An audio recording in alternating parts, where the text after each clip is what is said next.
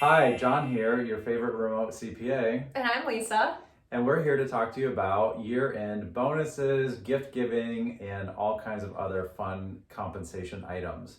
As a disclaimer, everything that we talk about today is for discussion purposes only, and you should talk to us or another tax professional before you make any official tax decisions. So, John, let's get started. Couple questions that I've been getting from a lot of our clients, as well as looking into a lot of the books that we have, is around year end, the process of gift giving. And one big question I always get is, can I give an employee a gift card for as a thank you, appreciation, gift giving? Am I allowed to do that? Great question. Yes, you are definitely allowed and encouraged to do that. If you're able to give your employees a year-end gift card bonus, hopefully that means you've had a great, successful year. The hang up that most people get caught on is that the gift card has to be included in the employee's taxable wages on their W-2.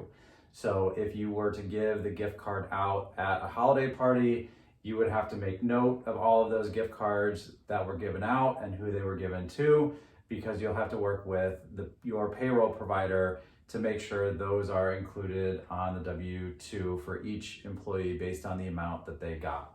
So what if I've already given a gift card to my employees, but I didn't alert my payroll provider?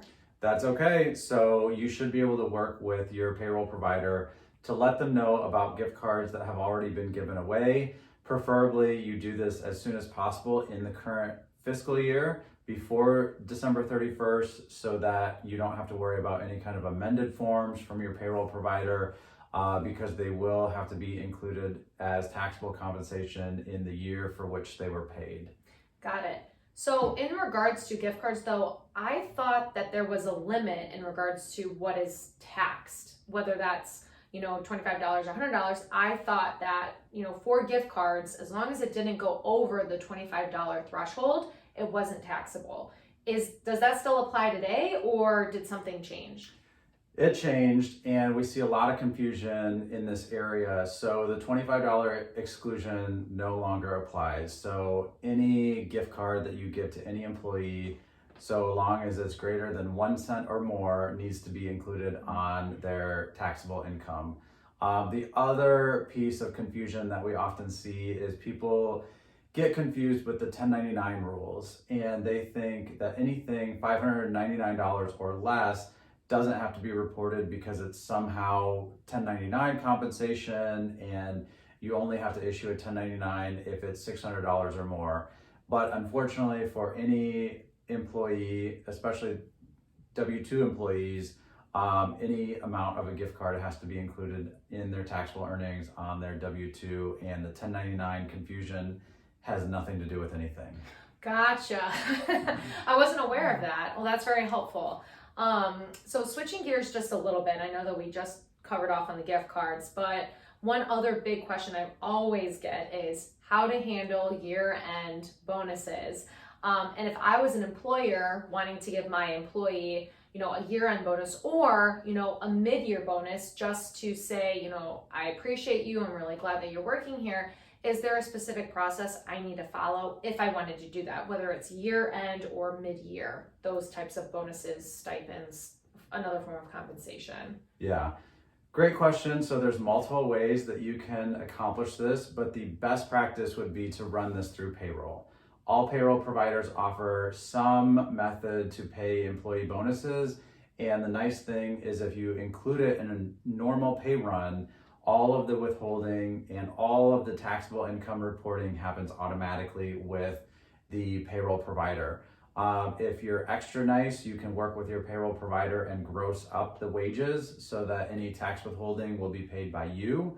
But another reason you want a bonus to go through normal payroll is not only for the withholding, Medicare, Social Security, all of that, but your employee might want their normal retirement contribution processed on their bonus, just like they would a normal paycheck. So whenever possible, make your employees aware that they're going to get their bonus through payroll, and use your payroll provider to process it, and then you'll have a nice, easy breezy, beautiful year end with all the employees' W-2s.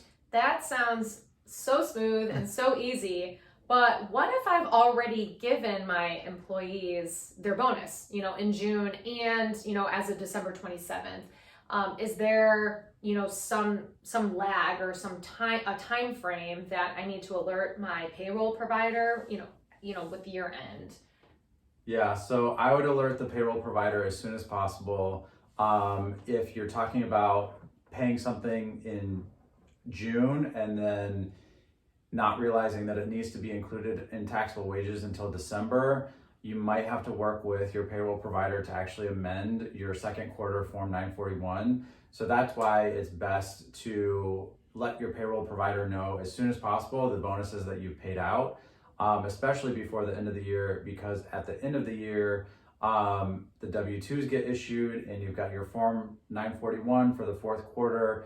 So if your payroll provider produces those before you let them know about the bonus, you're probably going to have to amend some of those forms, which can turn into a big headache. Yeah, it sounds like it. In regards to, other forms of compensation, does that also apply to non-cash gifts? Like if I was an employer and I wanted to, give my employee a car or, maybe a free trip somewhere, can I do that? Am I allowed to? Does that apply, or are there different rules? Am I not allowed to? Yeah, so once again, it would be a huge congratulations for a successful year if you can gift your employees a car or any other non-cash compensation. But the same IRS rule applies where the fair market value needs to be included in the employee's taxable wages. And in a case such as giving a car as a gift, the withholding is probably going to be so high that your employee will have a $0 paycheck, maybe for one paycheck or multiple paychecks, because all of their earned wages will be used to pay the withholding. So this might be a good use case for working with your payroll provider to gross up their earnings and covering that withholding for them. Got it. And then earlier today, you had mentioned, 1099 workers in the $600 limit. In regards to cash, non-cash, gift giving, is there a distinction between W-2 employees and 1099 workers when it comes to gift giving, or are they treated the same? So the major distinction between 1099 workers and W-2 employees is just the forms that report their total compensation. But overall, both of them have to have their total compensation reported, including all gifts and bonuses, gift cards, non-cash, all of it needs to be included in their taxable earnings. So for a 1099 employee, that's going to be included in box 1 of their 1099, and for the W-2 earners, that's also going to be included in box 1 of the W-2. So overall, all of it has to be included as taxable income. A lot of people do misunderstand and think that they can give gifts to 1099 workers that might be outside of their reportable compensation, but sadly that's not true. Got it.